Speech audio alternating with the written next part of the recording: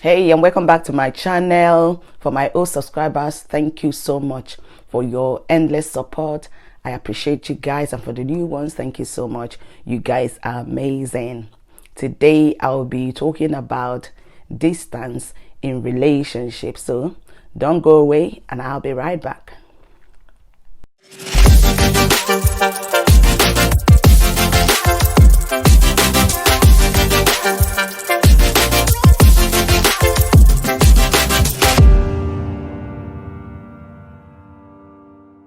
Once husband and wife habitually refrain, from making physical, verbal, and emotional contact with each other on daily basis, they will become used, to being physically or emotionally distant from each other.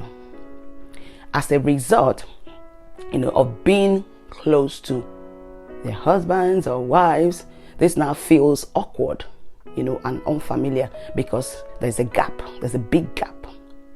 Once you become used to being apart, either emotionally or physically detached from your spouse, when you do that for so long or for a period of time, trying to reconnect, with that person is going to be very, very challenging.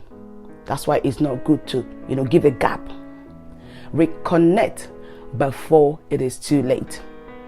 Connect with your spouse physically and emotionally on a daily basis before it gets to a point whereby holding hands, hugging, kissing, or cuddling becomes awkward and uncomfortable for both of you. Honestly, in most cases, once distance has occurred, to the extent that you end up staying with someone you don't feel connected, you don't feel anything to, are just as lonely. You become just as lonely as you would be if you were single.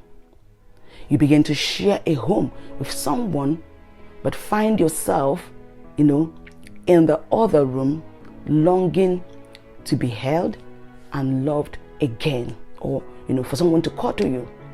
The door for infidelity or divorce will become very open, wide open, when that occurs. Imagine being afraid, to ask for intimacy.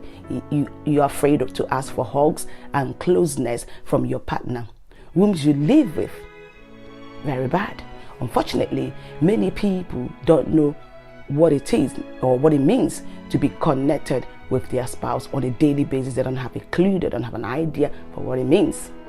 Some people think just because they have a little, conversation at breakfast, table, or they talk about, the school runs, they talk about mortgages, the bills, who is going to do what, they, that they have connected with their spouse. But no, that's not connection. This means they typically don't engage in much interaction at home. Therefore, going out, on dates is almost always non-existent, unless invited out by other couples, friends for parties. You see them going together, or satisfying other obligations for events they are invited to. That's not connection. While out there, with other couples, these, same marriages tend to admire and find themselves, feeling jealousy of other couples that, they encounter while out, wishing they had the same similarly, close connection. So that you go for parties and all that doesn't mean you're connected, because outside that, you don't do any other thing. If the disconnection has already occurred and you are having problem, you're having trouble, reconnecting with your marriage, a counselor can help. Seek for help. Don't keep quiet. Take these, small steps to bridge the gap, because it's becoming wider and wider. Call your spouse to discuss something that is not bills or obligations. Send them text messages during work time. While they're there working, send them a text message. Tell them how you love them so much. Do it, regularly. Random shoulder and back rubs. Sit, next to them with your shoulder around them, or holding their hand going to bed or going to sleep, or waking up, in each other's arms, rather than, each person starting and ending in their own corner, in their own space. Make them to feel as though they are priority in your busy schedule by sending your spouse, flowers or a small gift, just to show them that you care, because you are thinking of them, rather than because you are fighting, because you had a little argument, because there's a little trial in your relationship. Therefore, you don't want to forgive, you don't want to do those things, you want to pay them back. So try to connect with those little things. Going out together regularly for dinner, movies, or for a walk, or even go for a drive is a great way, to approach this. It's a great way to, close this gap, so that this gap will not become wider and wider.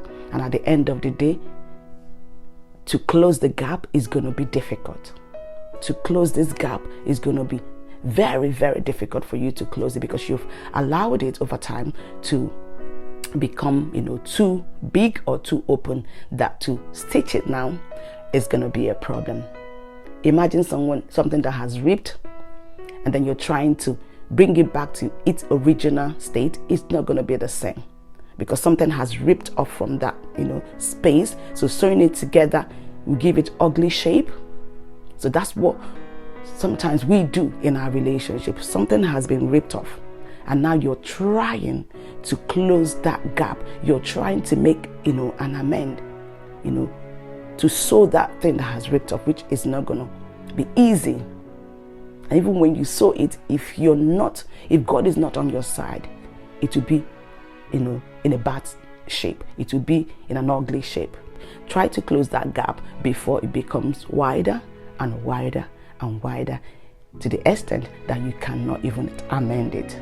Thank you so much for watching, and I hope this will help you to begin to close any gap in your relationship. Don't allow it to be bigger. Don't allow it to be ugly, that you cannot amend it. Thank you so much.